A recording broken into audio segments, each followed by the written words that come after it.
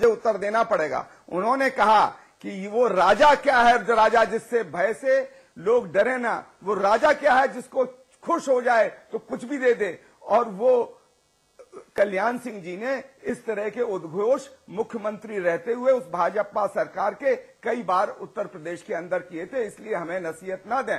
दूसरी चीज, जो अब वर्तमान सरकार है उसके मंत्री श्री दुर्गा प्रसाद यादव, वो कहते हैं कि भगवान भी उत्तर प्रदेश के अंदर उतर आए तो उत्तर प्रदेश का कोई भला नहीं हो सकता। और जहां तक, जैसा कि हमारे मित्र बोल रहे हैं समाजवादी पार्टी के संघर्ष जो आता है, तो मैंने तो ये जाना था कि शिव कुमार बेरिया जनेश्वर मिश्रा के बड़े करीब साथी थे और बड़े संघर्षों में साथ रहे, और उनका भाषण देख के ये लगता है कि संघर्ष में जो लोग रहे हैं उनकी कसौटी रोज रखी जानी चाहिए। अगर वो रोज नहीं परखे जाएंगे कसौटियों पर तो उसी तरह से वो दिशा भ्रम हो जाएंगे, वो गलत रास्ते पे चले जाएंगे, और फिर वो एक परिवार की सरकार को, जिसका समाजवाद से कुछ लेना देना नहीं है, उसके समर्थक बन के केवल रह जाएंगे और अपना केवल गुणगान करेंगे।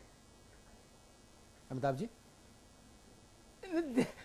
देखिए, रविदास जी की पार्टी और सुधींद्र भाई की पार्टी के बीच में तो अम्मा और करुणानिधि जैसी स्थिति है। तो कई बार ये लोग पर्सनल अकाउंट सेटल करते हैं अपनी अपनी पार्टियों की तरफ से, अच्छा है।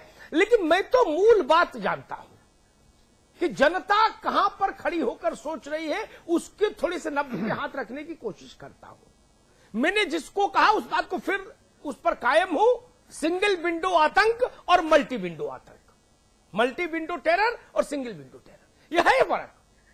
और इसका विकेंद्रीकरण हुआ, और विकेंद्रीकरण इतना ज्यादा कर दिया कि समाजवाद की पराकाष्ठा सामने आ गई, जनता की हाय हाय हो गई। मुश्किल यहां पर ये है रविदास जी कि जनता की आवाज को सुनने की कोशिश करिए। हमसे एक पुलिस अधिकारी ने कहा, लेकिन फिर मैं बोलता हूं तो कहीं ना कहीं ऐसा उदाहरण दे देता हूं, कभी लोग कहते मैं कल्याण सिंह के पक्ष में हूं, कभी कहते मायावती के पक्ष में हूं, कभी कहते मुलायम सिंह के पक्ष में हूं। मैं किसी के पक्ष में नहीं, किसी के विपक्ष में नहीं। मुझसे एक पुलिस अधिकारी ने कहा, मैंने पूछा कैसा चल रहा राजपाट, तो उन्होंने कहा कि भाई साहब सच बताऊं तो मायावती का ठीक था शासन। मैंने कहा उनसे क्या लेना देना तुम्हारा? बोले वहां कम से कम सिंगल कमांड थी, बाकी बीच में कोऑर्डिनेटर, तहसील प्रमुख, ब्लॉक प्रमुख और विधायक और सांसद कुछ नहीं, सब डरे सहमे रहते थे। जैसा दीक्षित जी कह रहे थे, कोई उप नहीं, सब चुप। सांसद चिट्ठी लिख दे, उन्नाव का सांसद फर्रुखाबाद में सिफारिश की चिट्ठी लिख दे तो मायावती जी कान खींच लेती थी, कान। और मंत्रियों ने साष्टांग फिजिकली उठक बैठक लगाई है मुख्यमंत्री निवास में, एक मंत्री ने। ये स्थिति थी। अब वो पुलिस अधिकारी का कहना यह था कि अब दिक्कत यह है कि मोहल्ला सुधार सपा समिति से लेके और टॉप तक सब लोग हमको नकेल डालना चाहते हैं, तो किस रास्ते जाओ, किसकी सुनो? यहां पर समस्या है, ये जनता की समस्या है। मुझे लगता है ये विकेंद्रीकरण जनता नहीं चाहती थी। जनता चाहती थी एक ऐसी सरकार जिसकी आंख जनता के दर्द से नम हो, और ऐसे दंभी मंत्री जो कहे किसी की औकात कुछ नहीं मेरे सामने, ऐसे मंत्री जो सार्वजनिक तौर पर सुट्टा मार रहे हैं और पुलिस उनको सैल्यूट मार रही है, ऐसे मंत्री जो कहे कि मीडिया पागल है, किसे कैसी भाषा? मित्र, मीडिया अगर पागल है इस देश में तो आप तो हमसे क्या खुश होंगे? आप तो न्यायपालिका से भी खुश नहीं रहते, क्या करेंगे? किससे खुश हैं? आप खुद के अलावा और किसी से तो खुश नहीं होते ना। नेता बिरादरी के साथ तो मुश्किल ये है, कोई न्यायपालिका बड़ा फैसला दे दे तो मैंने लोकसभा में नेताओं को अक्रॉस द पार्टी लाइन जजेस के खिलाफ चिल्लाते देखा है कि जजेस के लगाम लगाओ। मतलब हमको बेलगाम रहने दो, बाकी मीडिया को लगाम लगा दो, न्यायपालिका को लगाम लगाओ, ब्यूरोक्रेसी को लगाम लगाओ, और सारी लगामें लगा के हमारे बेलगाम हाथों में दे दो। क्या ये लोकतंत्र है? तीनों अंग लोकतंत्र के निष्प्रभ हो जाएं, निष्क्रिय हो जाएं, और सारी शक्ति, सारी ताकत ऐसे लोगों को सौंप दे जो मूंछ पर हाथ रख के मंच पर बोलते हैं कि किसी की औकात क्या है मेरे आगे। क्या ये चाहते हैं हम लोग? सुजेंद्र भदौरिया जी, सोल्यूशन क्या है सिवाय इसके कि राष्ट्रपति शासन लगा दिया जाए, सरकार बर्खास्त कर दी जाए? इसके अलावा कोई कारगर सोल्यूशन बताइए।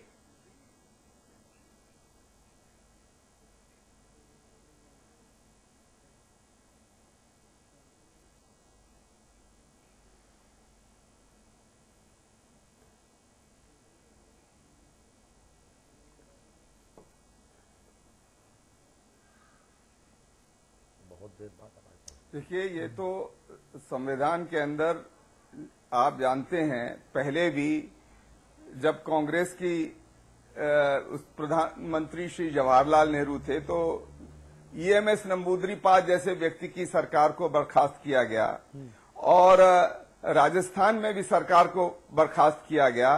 संपूर्णानंद जी जैसे व्यक्ति जब गवर्नर थे, तो आज की परिस्थिति में जो उत्तर प्रदेश की हालत है, इस तरह की मांग बहन मायावती जी ने रखी है, तो निश्चित तौर पर उस पर उचित विचार होना चाहिए और केंद्र की सरकार को इस पर निर्णय लेना या न लेना उनकी जिम्मेदारी है। पर मैं ये जरूर कहना चाहूंगा कि मौजूदा सरकार संपूर्ण रूप से विफल हो रही है, इसीलिए उनके गृह जनपद के अंदर जब इतने बड़े स्तर पर लोग इकट्ठे होने लग जाएं उनके विरोध के अंदर, तो निश्चित तौर पर श्री मुलायम सिंह जी के लिए और श्री अखिलेश यादव जी के लिए ये खतरे की घंटी है। उसको अगर ये नहीं पहचानते हैं तो आने वाले कुछ महीनों के अंदर जो कुछ होगा, जिस तरह का चुनाव होगा, उसमें उत्तर प्रदेश की जनता इनको जवाब देगी। और इसीलिए शायद मुलायम सिंह जी अपने पौरुष पर उनको विश्वास नहीं है, इसीलिए वो लोकसभा के अंदर कभी राजनाथ सिंह जी की तारीफ करते हैं और बाहर वो आडवाणी जी की तारीफ करते हैं। जी रविदास जी। अच्छा, मेरे पास एक जानकारी और आ रही है, मैं थोड़ा बता दूं आपको। मेरे पास जो हमारे सूत्रों ने जानकारी दी वो ये कि नसीमुद्दीन सिद्दीकी जी, जिनको बहन कुमारी मायावती जी ने अपना ऑफिशियल मुस्लिम फेस बना के प्रोजेक्ट किया है, उनकी और बुखारी साहब की तकरीबन 48 मिनट लंबी बातचीत परसों रात के 11 बजे के आसपास हुई है। नसीमुद्दीन के मोबाइल फोन पर बुखारी साहब का फोन आया था, 48 मिनट लंबी ये बातचीत हुई है। ये मेरे पास पुख्ता जानकारी है, ऑफिशियल इंफॉर्मेशन है मेरे पास ये। और कहा यह जा रहा है कि बहुत जल्दी मौलाना बुखारी इस बात का ऐलान कर देंगे कि वो आगामी लोकसभा चुनावों में बहन कुमारी मायावती जी की पार्टी बसपा के लिए चुनाव प्रचार करेंगे। ये दूसरी बात है कि उनके दामाद को टिकट मिलेगा या नहीं मिलेगा, जमानत बचेगी या नहीं बचेगी, वो दूसरी बात है, लेकिन ऐसा होगा ये मेरे पास खबर आ गई। जी रविदास जी, कुछ कहिए। मैं याद दिला दूं, फिर रविदास भाई बोले, इनको बोलने में अच्छा रहेगा। कोई पार्टी बची है क्या भाजपा को छोड़कर जिसकी पैरवी मौजूदा इमाम और इनके वालिद नहीं कर सके? नहीं, 2004 में भाजपा के लिए भी प्रचार किया था। मैंने तो मेरठ में एक रैली कवर की थी, जिसमें मौजूदा इमाम के वालिद थे और कांशीराम थे। मैं कांशीराम जी के साथ यहां से गया था। तो ये सब मंच शेयर कर चुके।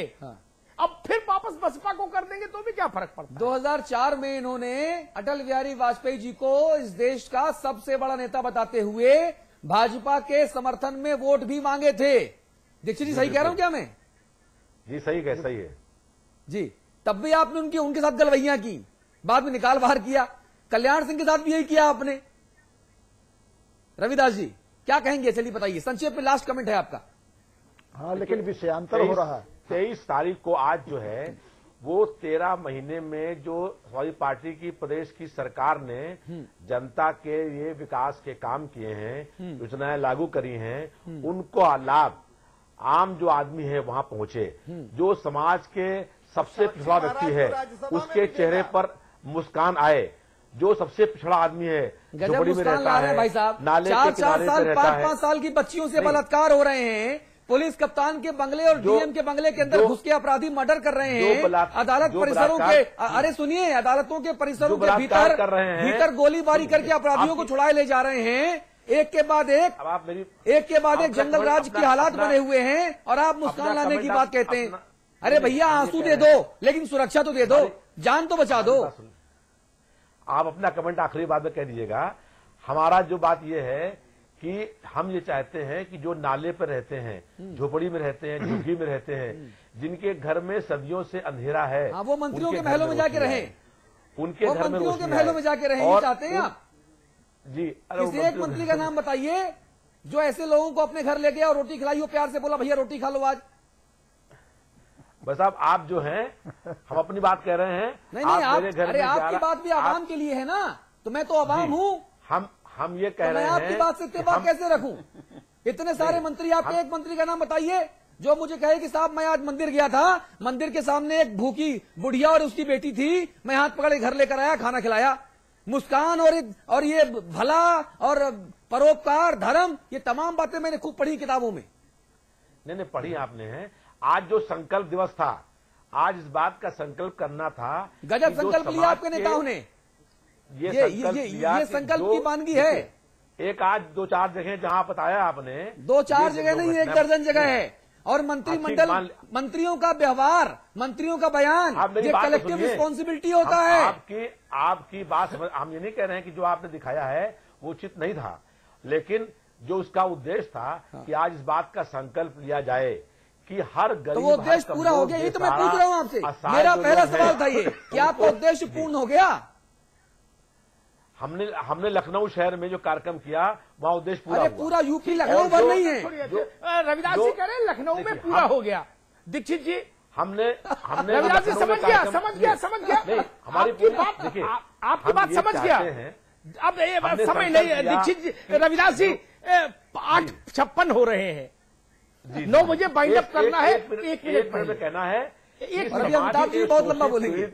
कमजोर और बेसहारा लोग हैं, उनको न्याय मिले, उनको उनका हक मिले, उनको उनका अधिकार मिले, ये संकल्प करने का आज अरे संविधान में लिखा हुआ है। नहीं, ये संकल्प नैतिक शिक्षा अधिकार है। दीक्षित जी, हम जब नैतिक शिक्षा में पढ़ते थे ना, 4वीं 5वीं में, तो हमारी टीचर जी पढ़ाती थी हमको ये, हमने आज तक लेकिन देखा नहीं ऐसा होते हुए। जी दीक्षित जी, देखिए आज जो कार्यक्रम पूरे उत्तर प्रदेश में हुए, माननीय रविदास जी का कहना यह है कि आपने कुछ हिस्से दिखाए। हमारा कहना है कि ये केवल आज का नहीं है, जब से उत्तर प्रदेश में समाजवादी पार्टी की सरकार बनी है तब से यही संस्कृति, यही हल्ला बोल कार्यक्रम, इसी तरह का अराजक शब्दावली, इसी तरह की मर्यादाहीन भाषण और इसी तरह की धौंस और पट्टी लगातार दी जा रही। और उत्तर प्रदेश में पत्रकारों को भी शांत करने का, कि पत्रकार इस प्रकार की घटनाओं से विरत हो जाएं, उपेक्षा करें, इस तरह का भी प्रयास उत्तर प्रदेश में समाजवादी पार्टी की सरकार के समय हुआ है। अभी अजय जी कह रहे थे कि हमारी पेशागत मजबूरी है। मैं बधाई देना चाहूंगा,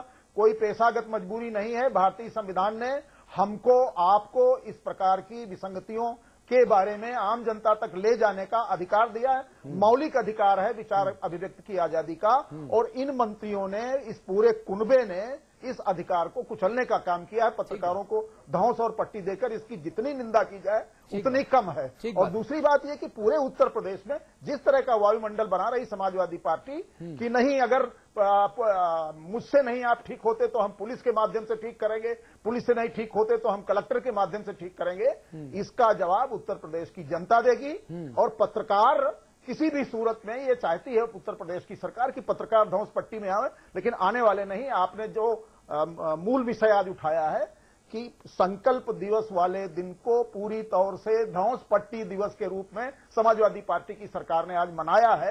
आपने तमाम तरह के तथ्य दिए हैं, चित्र दिए हैं, विषय उठाए हैं, बहुत धन्यवाद। जी अमिताभ जी प्लीज। देखिए हमारे यहाँ जो संस्कृति है ना रविदास जी, वो संस्कृति क्या कहती है? अगर आप वृक्ष हैं और आप फलने लगे तो आप झुक जाइए, विनम्र हो जाइए। पूर्ण बहुमत की सरकार थी, मूछ नहीं भी ऐंठते तो भी आप सरकार ही रहेंगे। ये मूछ नहीं ऐंठेंगे, गाली गलौज नहीं करेंगे मंत्री, तो क्या भूतपूर्व हो जाएंगे? अगर मंत्रीगण ऐसा नहीं अभद्रतापूर्ण बात बोले तो क्या उनके पास कलम की ताकत नहीं रहेगी? ताकत रहेगी ना। फिर ये ताकत का भोला प्रदर्शन क्यों? ये लोकतंत्र की आत्मा को घायल करता है। ये प्रदर्शन बताता है कि जनता के प्रति आपका सरोकार कम है, जनता की संवेदना के साथ आप खड़े नहीं। आप इस कुर्सी को चुनौती के तौर पर, सेवा के तौर पर नहीं ले रहे, आप इस कुर्सी को तख्त और ताज के तौर पर ले रहे हैं। ये आपत्ति की बात है। और रविदास भाई जैसा आप कह रहे थे, मैं आपका सम्मान करता हूं, फिर भी मैं कहूंगा, मुझे याद है विश्वनाथ प्रताप जब प्रधानमंत्री बने थे तो उनका पहला भाषण, उसकी पहली पंक्ति ही यहां से शुरू हुई थी, हजारों साल से जिस झोपड़ी में दिया नहीं जला, मैं उस झोपड़ी में दिया जलाने चला हूं। हमने विश्वनाथ प्रताप सिंह का शासन देखा, दिया छोड़ो 0 वाट का बल्ब नहीं जला कहीं किसी झोपड़ी में। ये शब्दावली में कुछ नहीं रखा।